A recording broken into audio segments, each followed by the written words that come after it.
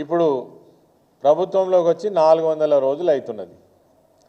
మరి ఒక్క హామీ అన్న అమలు చేసినా అంటే ఏ హామీ అమలు చేయడం లేదు.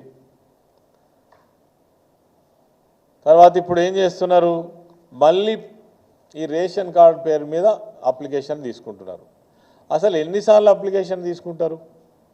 ప్రజాపాలన అప్లికేషన్లే మాకు తెలిసినంత వరకు 1,10,00,000 1,12,00,000 అప్లికేషన్లు అధికారంలోకి వచ్చిన తర్వాతనే మీరు తీసుకున్నారు. ఆ అప్లికేషన్లు ఏమైనాయి? ఆ అప్లికేషన్లో తీసుకున్నప్పుడే అన్ని వివరాలు తీసుకున్నారు. మళ్ళీ ఇప్పుడు రేషన్ కార్డు కోసం అప్లికేషన్లు తీసుకుంటున్నారు. తర్వాత బీసీ కులగణన కోసం కూడా అప్లికేషన్లు తీసుకున్నారు. అన్ని వివరాలు మీ దగ్గర ఉన్నాయి. ఇప్పటికే నిజంగా మీకు నీతి నిజాయితీ ఉంటే, చిత్తశుద్ధి ఉంటే ఈ తీసుకున్నటువంటి అప్లికేషన్లలోనే అర్హులు ఎవరు, అర్హులు కానటువంటి వాళ్ళు ఎవరు, రేషన్ కార్డులు ఇచ్చేటువంటి అవకాశం ఉన్నప్పటికీ కూడా మళ్ళీ కాలయాపన చేయడం కోసం, కాలం వెళ్ళబుచ్చడం కోసం, మేమేదో చేస్తున్నామని చెప్పడం కోసం ఈ అప్లికేషన్లు తీసుకోవడం తప్ప ఇంకోటి కాదనేది మనకు ఖచ్చితంగా కనబడతా ఉంది.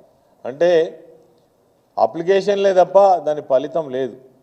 ఇప్పటిదాకా చూసుకుంటూ వస్తున్నటువంటిది ఈ సంవత్సర కాలంలో కాంగ్రెస్ ప్రభుత్వం యొక్క పనితీరు చూసినట్టయితే శూన్యం తప్ప ఏం లేదు. అదేవిధంగా దీన్ని మేము తీవ్రంగా ఖండిస్తూ ఉన్నాం. బీఆర్ఎస్ పార్టీ పక్షాన యథాతథంగా దీన్నే కొనసాగించడం, గతంలో ప్రభుత్వం ఏదైతే మరి ప్రజల సౌకర్యార్థం వారిని ఆ ఆర్థిక స్థితిగతులను పెంచిందో ఇప్పుడు కూడా పెంచి ఇవ్వాలి అనేది మేము డిమాండ్ చేస్తున్నాం. అదేవిధంగా కాలయాపన పేరుతో పదే అప్లికేషన్లు తీసుకోవడం ఏదైతే ఉన్నదో ప్రజలను ఇది వంచడం తప్ప ఇంకొకటి కాదు. దీన్ని విసుక్కుంటున్నారు ప్రజలు. ఇప్పటికే ఎన్నిసార్లు తీసుకుంటారు అప్లికేషన్స్ అని. మరి దీన్ని వెంటనే ప్రభుత్వం ఆలోచించి దీనిపైన తగిన నిర్ణయం తీసుకోవాలని కూడా మేము డిమాండ్ చేస్తూ ఉన్నాం. అదేవిధంగా ఈరోజు ఎస్సీలకు సంబంధించినటువంటి విషయంలో ఈ ప్రభుత్వం వ్యవహరిస్తున్నటువంటి తీరు చూసినట్టయితే చాలా బాధాకరంగా ఉన్నది.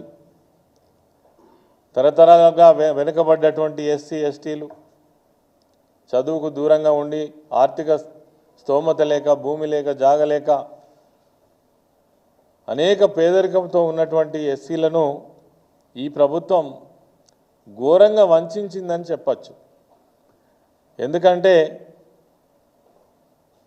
ఎప్పుడైతే మీరు చేవెళ్ళ ఎస్సీ ఎస్టీ డిక్లరేషన్ చేసినారు, చేవెళ్ళ ఎస్సీ ఎస్టీ డిక్లరేషన్లో మీరు అనేక హామీలు ఇచ్చినారు, లెక్కకు మించిన హామీలు ఇచ్చినారు. ఇందులో ఏ ఒక్కటన్నా అమలైందానంటే ఏ ఒక్కటి కూడా అమలుకు నోచుకోలేదు. అది బోను ఇప్పటి వరకు ఎస్సీ శాఖకు సంవత్సరం దాటినా ఒక మంత్రిని నియమించకపోవడం చాలా దురదృష్టకరం. అంటే ఎస్సీల పట్ల ఈ ప్రభుత్వానికి ఉన్నటువంటి చిత్తశుద్ధి ఇది అని మనకు అర్థమవుతా ఉంది. అదేవిధంగా మొన్నటి వరకు ఎస్సీ శాఖకు సంబంధించినటువంటి ఎండి పోస్టును కూడా క్రియేట్ చేయాలి. 5 నెలలు 6 నెలలు ఖాళీ పెట్టింది. ఎస్సీ యాక్షన్ ప్లాన్ లేదు గత సంవత్సరం. ఎస్సీ యాక్షన్ ప్లాన్ ఉంటేనే దాని మీద పెట్టినటువంటి బడ్జెట్ ఏదైతే ఉందో మరి ఆ సంవత్సర కాలంలో ఎస్సీలకు సంబంధించినటువంటి అనేక స్కీమ్స్ కావచ్చు, తర్వాత ప్రోగ్రామ్స్ కానీ అమలు చేయడం జరుగుతుంది. ఎస్సీ ప్లాన్ అసలు ప్లానే లేదు. తర్వాత రేపు హడావుడిగా 23వ తారీఖు నాడు బట్టి విక్రమార్క గారు ఒక మీటింగ్ ఏర్పాటు చేశారు. ఎందుకు అని అంటే 2వ తారీఖు నుంచి మళ్ళీ బడ్జెట్ సమావేశాలు ప్రారంభం అవుతున్నాయి కాబట్టి మరి ఇవన్నీ కూడా ప్రజల సమక్షంలో సభా సాక్షిగా మళ్ళీ చూపించాల్సి వస్తుంది కాబట్టి ఈరోజు మళ్ళీ హడావుడిగా మీటింగ్ పెట్టి నిన్నగాక మొన్న అధికారులకు ఆదేశం ఇచ్చినట్టుగా నేను పేపర్లో చూసిన. ఏమని, ఎస్సీ సబ్ ప్లాన్కు సంబంధించినటువంటి నిధులు మీరు ఏవేవైతే స్కీములు ఉన్నాయో వాటికి వెంటనే కేటాయించండి అని. చాలా హాస్యాస్పదంగా అనిపించింది. ఎందుకంటే సరిగ్గా ఈ రోజుకి 11 రోజులు ఉన్నది సమావేశాలు. ఈ 11 రోజులలో మీరు అసలు సప్లాన్కు సంబంధించినటువంటి నిధులు ఏ విధంగా ఖర్చు చేయగలుగుతారు? ఇప్పటి వరకు ముఖ్యమంత్రి ఒక్క సమీక్ష సంవత్సర కాలంలో ఎస్సీలకు సంబంధించినటువంటి సప్లాన్ పైన కానీ మీరు కేటాయించినటువంటి డబ్బుల పైన కానీ అసలు ఏం స్కీమ్స్ జరుగుతున్నాయి అనేటువంటిది ప్రజాప్రతినిధులతో కానీ అధికారులతో కానీ లేదా ప్రజా సంఘాలతో కానీ ఒక్క సమీక్షన చేసిండ్రా? ఇక మరి మీరేమో చేవెళ్ళ డిక్లరేషన్, మీ మాటలు చూస్తే కోటలను దాటుతున్నాయి. ఇవి ఎప్పటి నుంచి? ఏకంగా 60 సంవత్సరాల అధికారంలో ఉన్నటువంటి కాంగ్రెస్ పార్టీ ఆనాటి నుంచి ఈనాటి వరకు కూడా, ఆనాడు ఇందిరాగాంధీ గారు ఇచ్చినటువంటి నినాదం గరీబీ హటావ్, అప్పటి నుంచి ఇవే మాటలు చెప్తున్నారు. నిజంగానే ఎస్సీ వర్గాలలో ఎస్టీ వర్గాలలో పేదరికం పోయిందా? మరి మీరు కేటాయించినటువంటి నిధులు ఆనాడు సమైక్య ఆంధ్రప్రదేశ్లో కూడా ఎస్సీ సప్లాన్కు సంబంధించినటువంటి నిధులు సవ్యంగా ఖర్చు చేయాలి, అవి డైవర్ట్ కావద్దు, నిజంగా వాళ్ళకే చెందాలని ప్రజా సంఘాలు ఎస్సీ ఎస్టీలు ఉద్యమాలు చేస్తే తప్ప ఆ పైసలు ఖర్చు కానటువంటి పరిస్థితి. ఈరోజు కూడా రేవంత్ రెడ్డి అదే విధానంలో మళ్ళీ నడుస్తున్నట్టుగా మనకు ఖచ్చితంగా కనబడుతున్నది.